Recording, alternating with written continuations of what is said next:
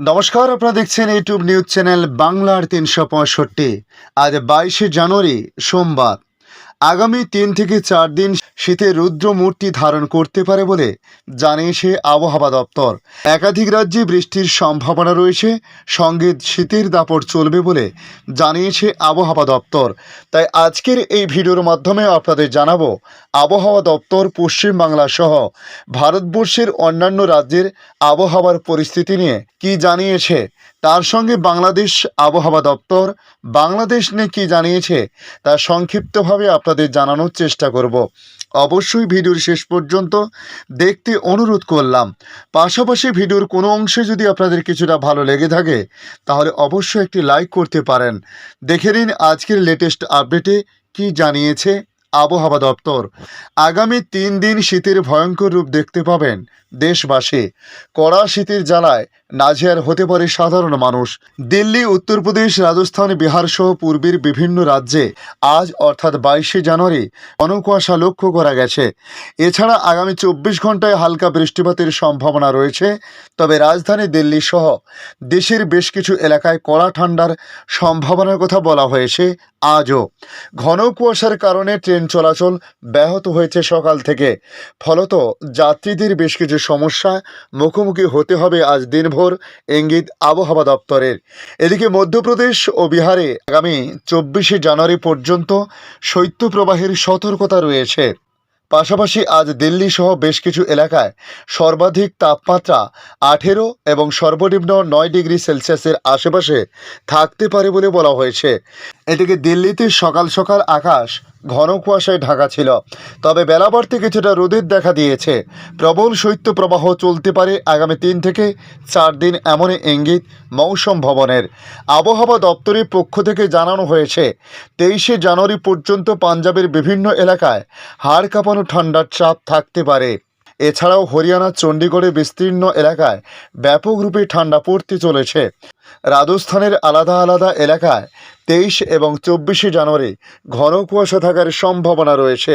পাশাপাশি আগামী ২৩ থেকে ২৪শে জানুয়ারি পর্যন্ত ঘন কুয়াশা থাকতে চলেছে পশ্চিমবঙ্গ, পাঞ্জাব, পশ্চিম রাজস্থান, দিল্লি, ত্রিপুরা ও উত্তরাখণ্ড, পূর্ব উত্তরপ্রদেশ, ঝাড়খণ্ড, উড়িষ্যার বিস্তীর্ণ এলাকায় কুয়াশার কারণে ট্রেন ও বিমান চলাচল বিঘ্নিত হতে পারে, উত্তর রেল সূত্রে জানতে পারা গিয়েছে।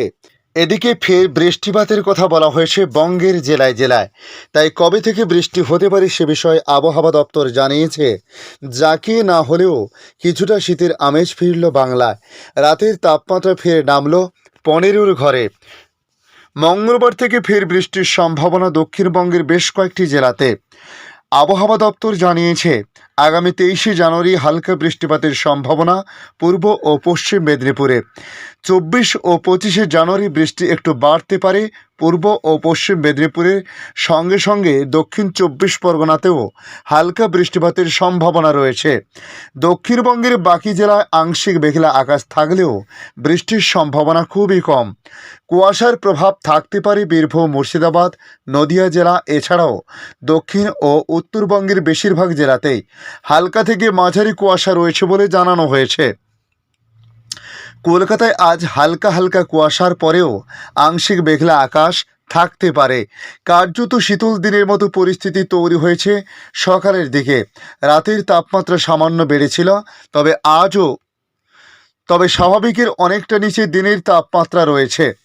আগামী বুধবার আবহাওয়ায় পরিবর্তনের সম্ভাবনার কথা বলা হয়েছে। কলকাতায় আজ সর্বনিম্ন তাপমাত্রা ১৫ ডিগ্রি সেলসিয়াসের আশেপাশে থাকতে পারে। আসছি বাংলাদেশে। বর্তমান বাংলাদেশ আবহাওয়া অধিদপ্তর থেকে পাওয়া ঢাকা সহ দেশের ৮ বিভাগীয় শহর চট্টগ্রাম, সিলেট, খুলনা, বরিশাল, ময়মনসিংহ, রাজশাহী ও রংপুর বিভাগে এই মুহূর্তে আবহাওয়ার সংবাদ ও পূর্বাভাসে জানানো হয়েছে। আজকের সর্বনিম্ন তাপমাত্রা রেকর্ড করা হয়েছে দিনাজপুর ও বাদলগাছিতে ৮.১ ডিগ্রি সেলসিয়াস। আজ ঢাকায় সর্বনিম্ন তাপমাত্রা ছিল ১২.১ ডিগ্রি সেলসিয়াস। গতকাল সর্বোচ্চ তাপমাত্রা টেকনাফে ছিল ২৭.৬ ডিগ্রি সেলসিয়াস। গতকালের সর্বনিম্ন তাপমাত্রা রাজশাহী, ঈশ্বরদী ও বাদলগাছিতে ৯.৫ ডিগ্রি সেলসিয়াস। এদিকে অস্থায়ীভাবে আংশিক মেঘলা আকাশ সহ সারা দেশের আবহাওয়া প্রধানত শুষ্ক থাকতে পারে বলে জানানো হয়েছে। মধ্যরাত থেকে সকাল পর্যন্ত সারা দেশে মাঝারি থেকে ঘন কুয়াশা পড়তে পারে, কোথাও কোথাও আবার দুপুর পর্যন্ত অব্যাহত লক্ষ্য করা গেছে।